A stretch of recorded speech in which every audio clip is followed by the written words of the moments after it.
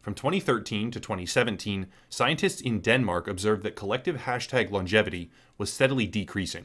In a study titled Accelerating Dynamics of Collective Attention, it was discovered that the average duration of a hashtag's trending dominance in the top 50, for example, had decreased from 17.5 hours to 11.9. This alone does not constitute definitive proof that our attention spans are shrinking, but in a further study titled Abundance of Information Narrows Our Collective Attention Span, that connection was well established and properly examined.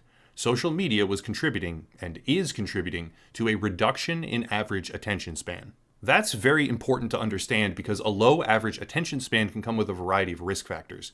Poor academic performance, communication struggles and relationship difficulties, or neglected health as a result of one's inability to practice reliable habits.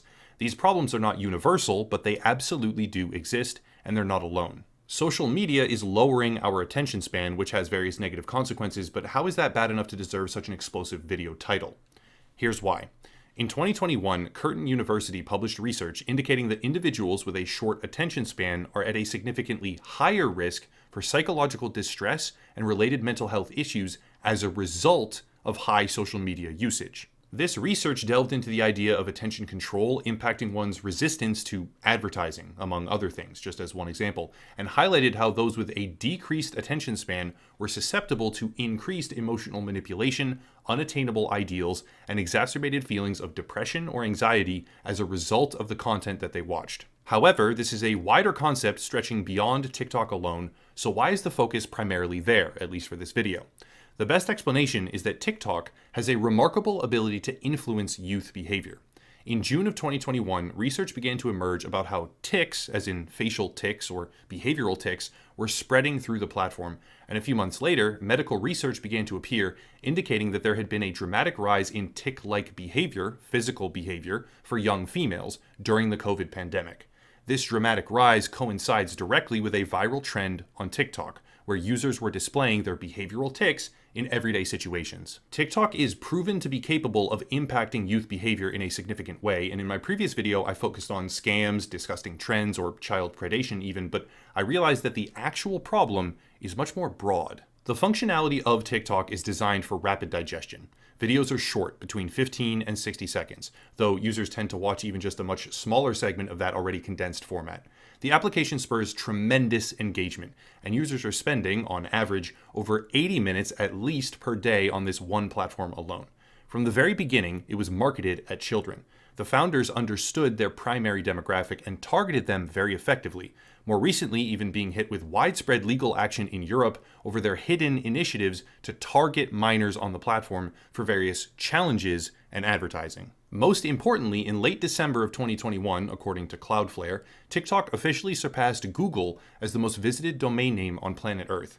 Conceptually, that is alarming because Google, maintaining its dominance for an extended period of time, is a portal to nearly every other popular website in existence. Yet TikTok, as a domain name, surpassed even the utility of finding other content through a search engine in popularity. Not to mention the existence of Google Maps, Google Photos, email, news, etc., which are all factored into that calculation. TikTok boasts over 1 billion users. Its primary traffic is contained right now to the United States for the moment, but it operates globally with a rapidly growing footprint.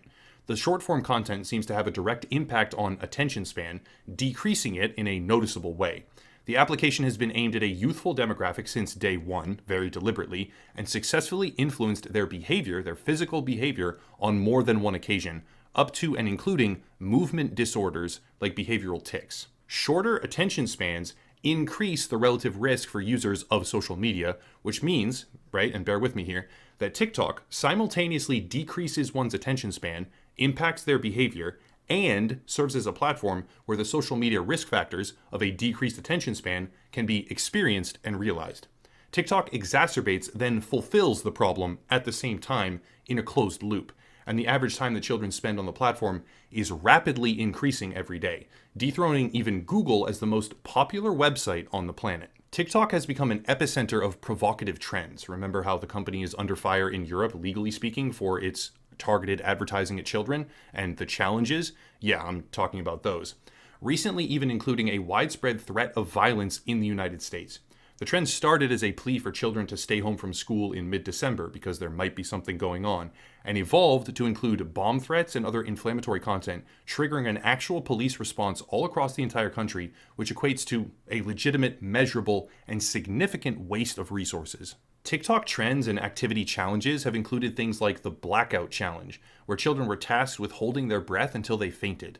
There was the Penny Challenge, where kids were pushing pennies behind partially plugged-in phone chargers, which can have many dangerous results. Or even the Tooth File Challenge, where videos went viral of children filing their own teeth and causing permanent damage. More so than probably any other social media platform entirely, TikTok is capable of modifying behavior.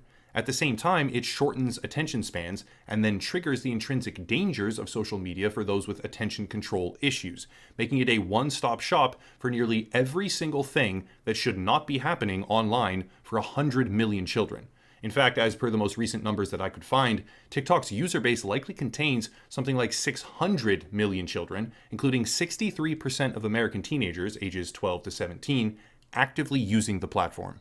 All of this ignores other fundamental problems with the app, like an unregulated and highly sexualized environment that awards behavior that any good parent would rightly condemn. But rather than talking mostly about specifics this time, I want to focus on the more intrinsic dangers of this platform, because TikTok has become the most popular digital environment on Earth when it comes to youth engagement. And that engagement is a self-reinforcing spiral of negative effects. This does not mean that every single piece of content on TikTok entirely is automatically bad, but it means that browsing the website for upwards of an hour or 2 hours every single day can become an actual danger to the mental and physical health of our children. In the end, decisions about TikTok are obviously up to the individual, but I find myself maintaining a stance that it is, by far, the most harmful social media platform on the planet and is actively destroying a generation for numerous different but equally severe reasons.